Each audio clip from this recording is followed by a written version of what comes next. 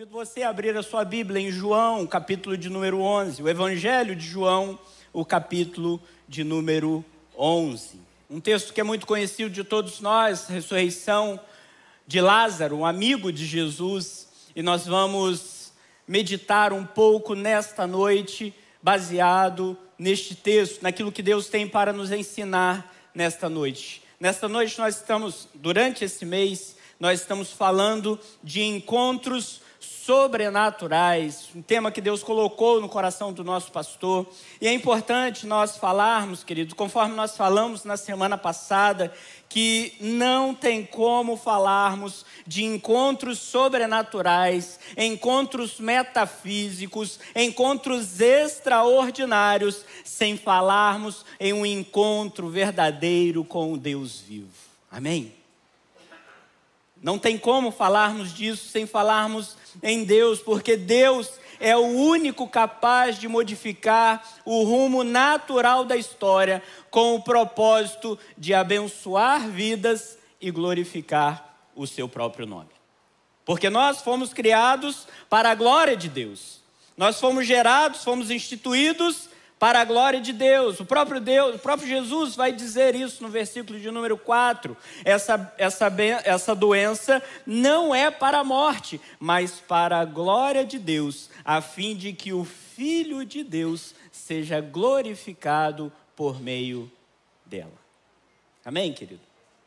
E esse é o nosso Deus. Convido você então a este texto, João, capítulo de número 11, do versículo de 1 a 5, mas nós vamos meditar e ler alguns outros versículos deste capítulo. Um homem chamado Lázaro estava doente. Ele era de Betânia, da aldeia de Maria e de sua irmã Marta. Esta Maria, cujo irmão Lázaro estava doente, era a mesma que ungiu o Senhor com perfume e lhe enxugou os pés com os seus cabelos. Por isso, as irmãs de Lázaro mandaram dizer a Jesus: aquele que o Senhor ama está doente. Ao receber a notícia, Jesus disse: esta doença não é para a morte, mas para a glória de Deus, a fim de que o Filho de Deus seja glorificado por meio dela. Ora, Jesus amava a Marta e a irmã dela e também Lázaro. Queridos, o autor aqui é o próprio João, aquele que foi apóstolo de Jesus Cristo, e ele mesmo se intitula como o discípulo amado do Senhor. João era filho de Zebedeu, um homem próspero, e trabalhava como pescador, juntamente com seu irmão Tiago, antes de se tornar o apóstolo de Jesus. Este é João, irmão de Tiago. Sabemos que os 4 evangelhos relatam a vida de Jesus Cristo, o ministério de Jesus, aquilo que ele fez e ele viveu, a forma que ele viveu, os milagres, os ensinamentos de Jesus. Os 4 evangelhos nos mostram isso, mas cada um tem a sua particularidade.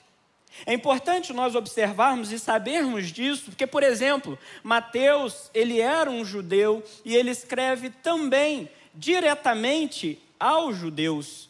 E ele tinha o propósito de apresentar Jesus como Messias, como aquele que eles estavam aguardando que viesse. Então, um judeu, ele se dirige aos seus conterrâneos judeus para mostrar que Jesus Cristo era o Messias esperado.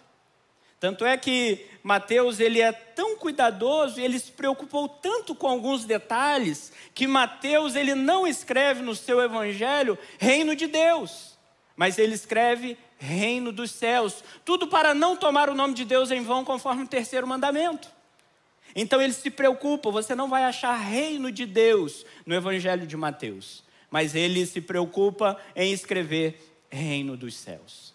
Marcos, ou João Marcos, ele também era judeu, mas ele escreve especificamente aos gentios, mais especificamente aos romanos, para apresentar um Jesus como servo, alguém que veio servir, alguém que veio entregar a sua vida por amor de muitos. Lucas, ele era gentio ou grego, né? Lucas era grego, e ele escreve também aos gentios gregos para apresentar um reino invertido, ou seja, um Jesus que veio para os pobres, um Jesus que veio para os humildes, para abençoar vidas de pessoas. Diferentemente dos outros 3 evangelhos, João, ele escreve de uma maneira mais universal. João teve a principal missão de apresentar Jesus como sendo o Filho de Deus, o próprio Deus.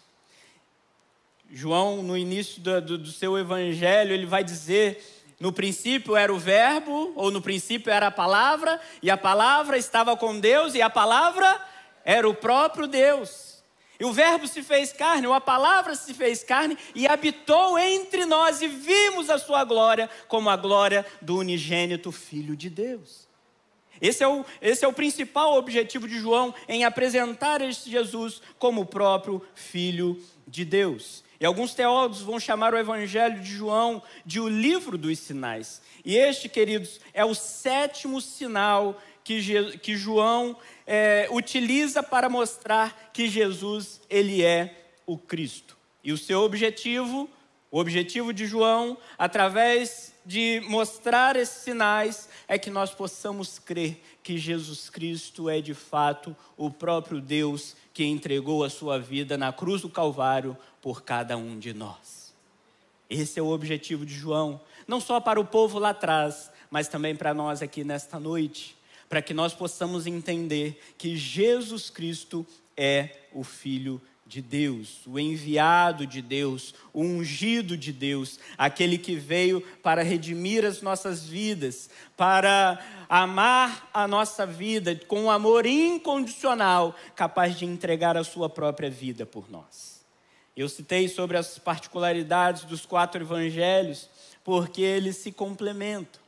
E com este sinal que João relata, eles se completam, porque as 3 ocasiões, ele completa as 3 ocasiões que nós vemos Jesus ressuscitar pessoas. Lucas 7, versículo de 11 a 17, Jesus ressuscita o filho de uma viúva na cidade de Naim. O poder de Jesus já havia sido demonstrado ali em Lucas. E é importante ressaltar que Naim não era o viúvo, né? A viúva de Naim, Naim não era o viúvo, né? Não era aquele que morreu, mas era a cidade. Guarde isso no seu coração. A segunda ocasião em que Jesus ressuscitou foi a filha de Jairo, que tinha 12 anos de idade. Nós podemos ver isso em Lucas 8, 49 a 56, ou em Marcos 5, 35 em diante. E este texto que nós acabamos de ler, João 11, nos mostram a ressurreição de Lázaro. O nome Lázaro, o amigo de Jesus, o texto nos deixa claro isso, que Lázaro era amigo de Jesus, e ele é uma forma abreviada de Eleazar, cujo significado é Deus é auxílio ou Deus é o meu socorro. A história nos leva a acreditar que Lázaro provavelmente era o irmão mais velho e ele estava doente, mesmo sem saber que tipo de doença era. Nós podemos conjecturar que era uma doença grave, porque levou a vida de Jairo de uma maneira muito rápida, ceifou a vida de Jairo de uma maneira muito rápida, porque as irmãs, mais especificamente Marta, manda avisar Jesus que o seu irmão estava doente, e da onde eles estavam, de Betânia até onde Jesus estava, era a viagem de um dia. E quando aquele porta-voz retorna, Lázaro já está morto, porque Jesus demora um pouco para ir, 2 dias. Então ceifou a vida de Lázaro de uma maneira muito rápida. Era uma doença grave. Diante desse quadro, Jesus foi avisado da doença de seu amigo. E, aos olhos humanos, nós podemos dizer que Jesus, ele chegou atrasado. Esse é o sentimento que nós temos no nosso coração. De um Jesus que chegou atrasado. Se nós não conhecermos o final da história, né? Esse milagre da ressurreição de Lázaro é um ponto mais importante do ministério de Jesus até agora. Foi através deste milagre que a glória de Deus foi revelada através de Jesus Cristo. Conforme os relatos de João, este é o último milagre de Jesus. O que em alguns dias estava por vir a sua própria morte, em que Jesus se entregaria por nós na cruz do Calvário, mas o próprio Deus o ressuscitaria dos mortos. E esse texto, ele nos mostra esse Jesus que é poderoso para ressuscitar um morto. E é interessante, queridos, porque na tradição, até 3 dias, era possível alguém ou um homem ressuscitar um outro homem. Na tradição judaica isso era possível. Mas nós vemos no texto que já haviam 4 dias. O corpo já cheirava mal. Mas para a glória de Deus, Jesus Cristo ressuscita Lázaro. Esse é o nosso Deus. Esse é o nosso Salvador. Aquele que morreu na cruz por nós, mas aquele que era o próprio Deus se entregando por nós. Como nós podemos ver nos evangelhos, os fatos, eles vão se tornando cada vez mais importantes. No próprio evangelho de João, no capítulo 4, nós vemos Jesus curar o filho de um oficial do rei. No capítulo 5, nós vemos a cura de um paralítico. No capítulo 6, nós vemos a multiplicação de pães e peixes. E ainda vemos Jesus andar por sobre as águas. No capítulo 9, conforme nós falamos na semana passada, nós vemos Jesus curar um cego de nascença. E agora no capítulo 11, nós vemos Jesus ressuscitar um morto. De todos os pontos até aqui considerados sobre a divindade de Jesus, a ressurreição de Lázaro revela mais do que qualquer outro fato, até aqui estudado, que Jesus é o próprio Deus. John McGee diz, aqui nós vemos como a morte, o pior inimigo que todo ser humano terá que enfrentar, foi vencida pelo Senhor Jesus, como um anúncio de que aquele que nele crê também vencerá a morte pela ressurreição. Você crê nisso, querido? Você crê que Jesus tem esse poder e esse poder para transformar vidas? Jesus é aquele que pode todas as coisas e Ele está com os ouvidos inclinados para ouvir a nossa oração nesta noite. Jesus nos ama, Jesus foi capaz de entregar a sua própria vida por nós, para que hoje nós tivéssemos vida e vida em abundância.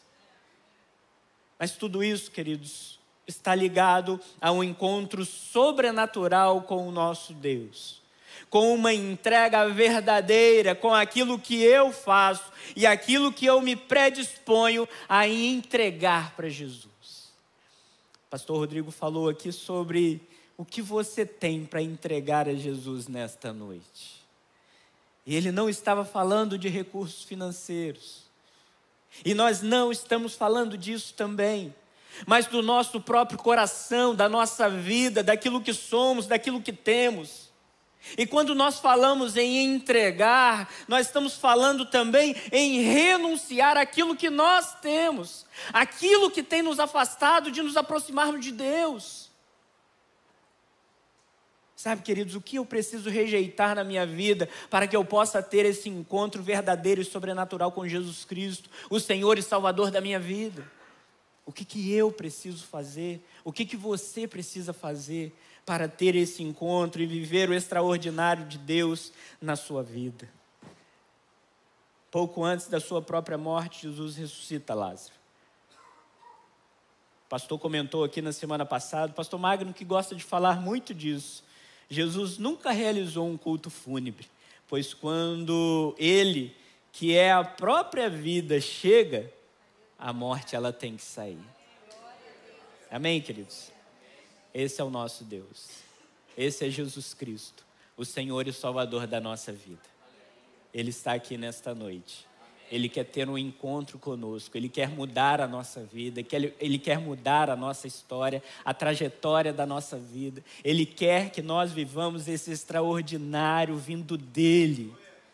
Mas nós precisamos abrir o nosso coração. Nós precisamos fazer a nossa parte. Nós precisamos remover a nossa pedra. Porque Jesus não removeu a pedra, como nós podemos ler na história. A morte é para o homem o fim, mas diante de Jesus, a morte é apenas uma pausa temporária. O sobrenatural em Jesus não apenas cura doenças ou muda as circunstâncias. Ele nos garante a vitória sobre o maior inimigo, que é a morte. Em Cristo temos esperança não apenas para hoje, mas para a eternidade. Amém? E nesta noite eu gostaria de compartilhar algumas lições de como agir diante do inesperado, porque a morte é algo que a gente não espera. A morte muitas vezes ela bate na nossa porta sem a gente chamar. E mesmo diante de alguém doente, a gente nunca está preparado para a morte. E eu aprendo aqui algumas lições de como nós devemos agir diante do inesperado que acontece na nossa vida. A primeira lição que eu aprendo com este texto, querido, sobre como agir diante do inesperado é: se aproxime dos amigos. Estar sozinho não é a melhor opção. Olha o que Marta faz. Versículo de número 3. Por isso, as irmãs de Lázaro mandaram chamar a Jesus. Aquele em que o Senhor ama está doente. Olha o versículo 5. Ora, Jesus amava Marta e a irmã dela e também Lázaro. Querido, eu quero chamar a sua atenção, porque assim, nós não podemos negar que o coração de Marta e Maria pensavam na possibilidade da cura, porque com certeza elas viram e elas contemplaram muitos dos milagres de Jesus que ele realizou, os seus feitos extraordinários, e sem dúvida nenhuma elas contemplaram isso. Nós podemos dizer que elas pensaram nisso também, mas não foi somente isso. Eu entendo aqui também que aquelas mulheres desejavam o amigo Jesus por perto. Aquele que elas amavam e aquele que as amava também. Quantas e quantas vezes na nossa vida são os amigos que nos sustentam nos momentos de adversidade, nos momentos de tristeza, nas adversidades que nós passamos na vida, nas tristezas que nós passamos. É ou não é verdade? Quantos de nós não recorrem aos amigos, mesmo sabendo que de repente ele tem até uma solução, mas a gente quer os amigos por perto. E a gente precisa pensar assim, porque a gente precisa trazer os amigos para perto. A gente precisa viver do lado de pessoas que irão nos aproximar de Deus. A gente precisa viver ao lado de pessoas que estão dispostas a caminhar conosco mais uma milha. A gente precisa estar perto de pessoas que estão dispostas a viver conosco, a nos aproximar mais de Deus. Nós vemos Marta e Maria chamar Jesus não somente por causa do milagre, mas porque era amigo, porque tinha amor envolvido. Sabe, queridos, caminhar sozinho na vida cristã não é uma opção para nós. É por isso que a gente insiste tanto aqui em dizer que nós somos uma verdadeira família. E nós precisamos caminhar desta forma. A sua dor é a minha dor precisa ser a sua dor. A minha alegria é a sua alegria e a sua é a minha. Caminhar com aqueles, chorar com aqueles que choram, se alegrar com aqueles que se alegram. Os amigos precisam estar perto de nós. Jesus não era simplesmente um curandeiro que curava as pessoas aleatoriamente e as dispensava para a sua própria vida. Mas Jesus era alguém que tinha também uma palavra de conforto. Jesus era alguém que trazia consolo ao coração, alívio ao coração. Nós precisamos estar próximas de pessoas que nos aproximam de Jesus. E além disso, nós precisamos ser essas pessoas também que aproximam os outros de Jesus. Amém, queridos? Eu tenho certeza que você tem um exemplo aí de alguém que não te abandonou num momento em que as outras pessoas te abandonaram. Um momento de amizade em que a pessoa estava do seu lado. Quando todo mundo disse assim: eu não acredito neste homem, eu não acredito nesta mulher. Os amigos sempre estão conosco e os amigos precisam caminhar ao nosso lado. Jesus curou muitas pessoas fisicamente, mas além disso, Ele trouxe muito carinho, muito afeto a tantas e tantas outras pessoas que necessitavam de cura emocional. Tanto é que, mais à frente, no capítulo 15 do próprio texto, do próprio Evangelho de João, versículo 15, Jesus vai dizer assim: já não chamo vocês de servo, porque o servo não sabe o que o seu senhor faz, mas tenho chamado vocês de amigos. Amigos. Os amigos precisam caminhar conosco. E tem um amigo chamado Jesus que precisa ainda mais estar conosco. Querido, não caminhe sozinho nesta vida, sem amigos, porque é a pior opção que nós podemos ter. Não existe nada melhor do que estar próximos de pessoas que nos abraçam e nos ajudam nessa caminhada difícil e dolorosa que é essa vida terrena.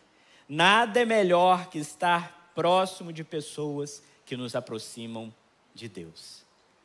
O sábio vai dizer: em todo tempo amo o amigo, e na angústia nasce um irmão.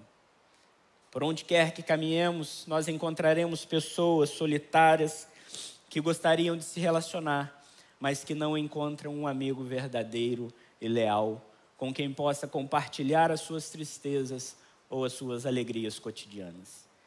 Nessa época em que o individualismo é uma das características mais marcantes nos nossos dias, faltam relacionamentos significativos e as pessoas necessitam de companhia. Pense nisso, querido. Quando você estiver vivendo o seu momento de aflição, o seu momento de angústia, procure por amigos. Procure por pessoas que irão orar com você, irão caminhar com você, irão te apresentar um Jesus, irão te aproximar de Jesus, porque Jesus Cristo é aquele que pode trazer alívio para as nossas almas, é aquele que pode carregar o nosso fardo, é aquele que nos ajuda na caminhada. Mas os amigos são aqueles que nos aproximam desse Jesus. Caminhe ao lado de pessoas que caminham ao lado de Jesus. Amizades saudáveis são essenciais para a nossa caminhada cristã. Nós temos uma responsabilidade muito grande de sermos uma verdadeira família, onde a amizade sincera possa fluir de maneira natural entre nós e juntos cumprirmos a nossa missão do nosso Senhor e Salvador Jesus Cristo, quer seja em momentos de alegria, quer seja nos momentos de adversidade. Caminhe com amigos que te aproximam de Jesus. Amém? A segunda lição que eu aprendo com este texto, como agir diante do inesperado, é saber que Deus opera no momento certo e sempre faz a coisa certa. Guardou isso? Deus opera sempre no momento certo e Deus sempre faz a coisa certa. Olha o versículo 6. Quando soube que Lázaro estava doente, ainda se demorou 2 dias no lugar aonde estava. Gente, dá uma impressão aqui que Jesus se atrasou, né? Jesus se equivocou. Dá uma falsa ideia aqui pra gente. É claro, a gente já conhece o final da história. Mas chega um comunicado desesperado das irmãs em dizer assim: Senhor, o seu amigo, o nosso irmão, aquele que traz o sustento para o nosso lar, ele está doente, ele vai morrer. Nós precisamos do Senhor. Era a distância de 1 dia de caminhada. Quando a notícia chega até Jesus, Elas imaginavam que Jesus iria junto com o mensageiro, que ele chegaria lá. Mas Jesus ainda demora 2 dias. Lázaro estava morrendo. Jesus estava a uns 30 quilômetros de distância. Uma distância relativamente perto. Um dia de caminhada, né? Tinha carro naquela época. O amigo Jesus, ele poderia ter chegado à casa dos seus amigos na caminhada de um dia. Mas ele ainda espera 2 dias e mais um dia de caminhada. Um dos maiores desafios para nós como cristãos é aprender a confiar em Deus e a saber que Ele opera no momento certo e faz a coisa certa. É ou não é verdade? Quantos de nós é imediatista e quer estalar os dedos e fazer com que Jesus realize aquilo que está no nosso coração? Quantos de nós, principalmente nessa teoria da prosperidade que nós vimos há alguns anos, não vai tratar Jesus como um gênio da lâmpada mágica, em que a gente esfrega a nossa Bíblia e Jesus sai e nos concede 3 desejos. E esse desejo tem que ser realizado de maneira imediata. Quantos de nós nunca pensou nisso? Ou quantos de nós nunca agiu desta forma, em achar que nós somos mais inteligentes do que Deus e querer que Deus faça exatamente no momento em que nós queremos? E a gente não consegue confiar em Deus, em saber que Deus faz a coisa certa, no momento certo, conforme a vontade dEle. Para a nossa visão limitada e imediatista, o momento era exatamente aquele em que elas mandaram chamar Jesus. E quantos de nós também, queridos, não ora, não clama ao Senhor, não faz jejum, não busca Deus, e diz: Deus, eu preciso disso agora. Mas talvez não seja o momento de Deus na sua vida para que isso aconteça, querido. E o grande desafio que nós temos é entender que Deus, Ele opera no momento certo. Deus faz a coisa certa. Mas muitas vezes nós achamos que nós temos uma capacidade maior do que Deus. É como se disséssemos: Jesus, nós aguardamos até aqui, nós esperamos até aqui, nós, não sei, o texto não diz isso, então a gente conjectura, nós demos chazinho para ele, nós fizemos aquilo que podíamos, nós levamos ao médico, mas agora a chapa esquentou, agora é contigo, agora é somente o Senhor que pode curar. Nós queremos sim o amigo por perto, mas nós queremos também aquele que é o Todo-Poderoso. E pode dar a impressão que Jesus ele chega atrasado, e para aquelas mulheres, conforme nós vemos no capítulo de número 11, Jesus ele realmente chega atrasado para elas. E diante dessa palavra e do chamado desespero daquelas mulheres, o amigo Jesus, ele permaneceu no mesmo lugar onde ele estava, inerte ao chamado que ele teve de desespero daquelas mulheres. E é muito fácil nós criticarmos as pessoas quando nós sabemos o final da história, é ou não é verdade? Quantos de nós aqui nunca julgou Marta e Maria? Quantos de nós aqui nunca julgou Pedro? Quantos de nós nunca julgou os apóstolos, ou julgou outros e tantas outras pessoas que nós vemos na Bíblia Sagrada? É muito fácil nós julgarmos as pessoas quando nós sabemos o final da história. E o nosso coração arrogante sempre pensa: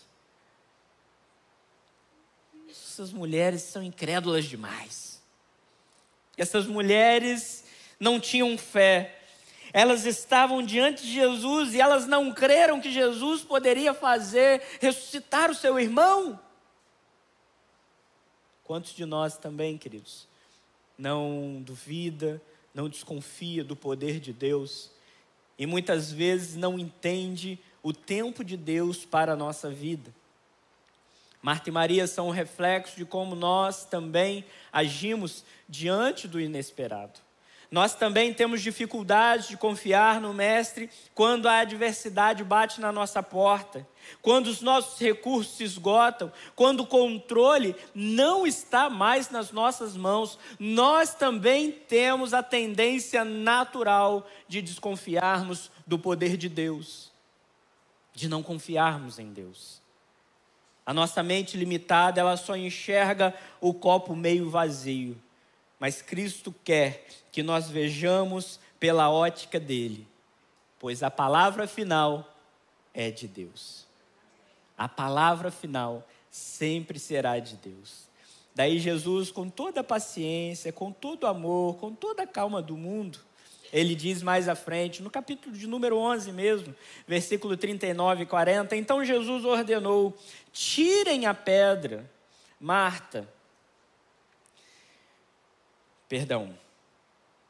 Então Jesus ordenou: tirem a pedra.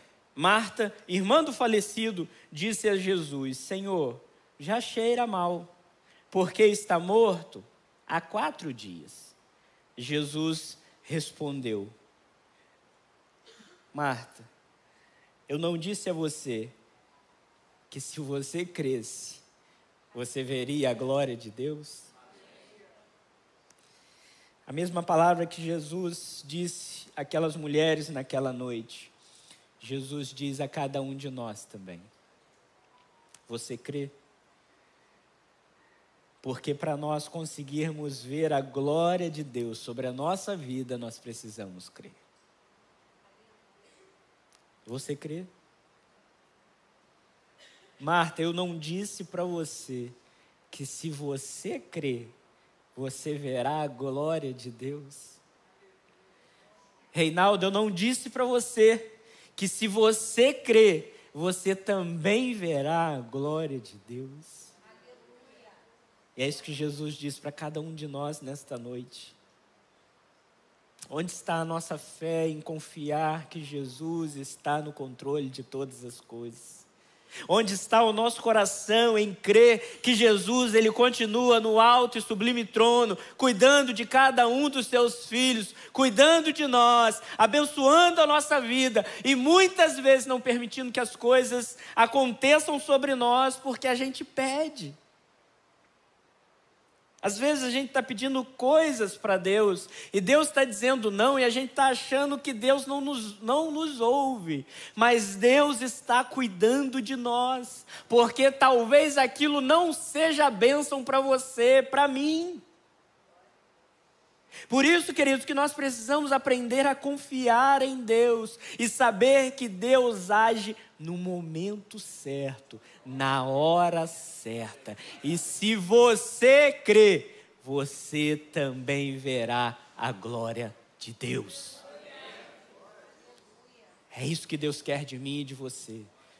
Que nós creiamos para que nós possamos ver a glória de Deus sobre a nossa vida. Saiba que Deus opera no momento certo e sempre faz a coisa certa. Amém, queridos? Terceira e última lição que eu aprendo com este texto: como agir diante do inesperado. Guarde isso. Cuide do seu coração e cuide também das suas palavras. Eu vou te explicar. Versículo 20. Você está com sua Bíblia aberta aí ainda, né? Amém? Vou nem olhar. Marta, quando soube que Jesus estava chegando, foi encontrar-se com ele. Maria, porém, ficou sentada em casa. Então Marta disse a Jesus: se o Senhor estivesse aqui, o meu irmão não teria morrido. Se o Senhor estivesse aqui, o meu irmão não teria morrido. Você consegue imaginar o quanto essas palavras de Marta cravaram a aflição no coração de Jesus? Você consegue imaginar isso? Jesus era amigo. Marta está rasgando o coração aqui. E ela diz: olha, se o Senhor estivesse aqui, o meu irmão não teria morrido. Você consegue ter noção da profundidade dessas palavras e da responsabilidade que Marta imputou no seu amigo Jesus? Sabe, queridos, o texto não nos deixa muito claro, não nos deixa, não deixa claro como Maria citou essas palavras, não é? São palavras escritas, são palavras secas, se não forem explicadas muito bem. É por isso que de vez em quando, ao invés de você mandar um texto pelo seu WhatsApp, você grava um áudio, né? Para mostrar o seu sentimento na sua voz. Aqui a gente não consegue entender. Então a gente pode conjecturar qual era o sentimento de Marta. Talvez Marta poderia ter ficado muito nervosa naquele momento e jogar na cara de Jesus: olha, se o Senhor estivesse aqui, o meu irmão não teria morrido. Mas eu não penso que Marta tenha feito isso. Ao contrário. Marta, com uma aflição muito grande no coração, Marta, ela rasga o coração diante de Jesus e diz: olha, se o Senhor estivesse aqui, nada disso teria acontecido. Nada disso. Sabe, queridos, o fato é que tinha muita sinceridade nas palavras de Marta, muito sentimento envolvido. Mas eu não vejo aqui uma Marta blasfemando contra o Senhor e contra aquilo que Jesus estava fazendo. É claro, uma incerteza do futuro, um sentimento de profunda tristeza, de despedida, talvez sim, mas não uma blasfêmia contra Jesus, contra o próprio Deus. Por isso que essa terceira lição, queridos, como agir diante do inesperado, eu quero que você guarde isso no seu coração. Tome muito cuidado com as palavras que saem da sua boca e com os sentimentos que são gerados no seu coração. Porque diante do inesperado, diante das adversidades da vida, nós temos duas opções. A primeira é reclamar de Deus, reclamar daquilo que Deus está fazendo e dizer para Deus, muitas vezes com palavras ou com sentimento, com atitudes, é dizer que Deus, ele não sabe de nada. A segunda opção que nós temos é continuar confiando em Deus, porque Ele continua no centro de todas as coisas e cuidando de cada um de nós. Por mais que você não entenda, por mais que pareça demorar, por mais que Jesus demore mais 2 dias, Ele continua no controle de todas as coisas. Ele continua controlando a sua vida. E acima de tudo, Ele ama você. Ele nos ama. E Ele cuida de nós. Aquilo que Deus dá, aquilo que Deus permite na nossa vida é para abençoar a nossa vida, mas acima de tudo, queridos, para a glória dEle. Deus nunca permitirá coisas na nossa vida que desonrem o seu nome. Guarde isso no seu coração. Por isso eu digo para você, tome muito cuidado com o sentimento que é gerado no seu coração e as palavras que saem da sua boca nos momentos inesperados e nos momentos de adversidade da sua vida. Aprenda a confiar em Deus, aprenda a permanecer firme em Deus. Perguntar para Deus sobre alguma situação adversa que acontece na nossa vida, isso é normal, faz parte da nossa natureza, querer saber o que está acontecendo. Mas saiba, querido, que Deus, Ele não tem obrigação nenhuma de nos dar explicações. O que nós precisamos é aprender a confiar no nosso Deus. Porque todas as coisas cooperam para o bem daqueles que amam a Deus. Ame a Deus acima de todas as coisas. E tudo aquilo que acontecer na sua vida está conforme a vontade de Deus. Precisamos cuidar do nosso coração. e das palavras que saem dos nossos lábios. O fato de sermos cristãos, queridos, ou andarmos com Jesus e até mesmo sermos amigos dele, não nos isenta dos sofrimentos deste mundo. Guardou isso? Pastor, mas por que isso está acontecendo comigo? Por que essa doença, esse desemprego? Por que essa tristeza bateu na minha porta? Se eu sou fiel, se eu sou seu amigo, todas as coisas cooperam para o bem daqueles que amam ao Senhor. Precisamos desenvolver maturidade para sabermos que Deus ele está no controle da nossa vida.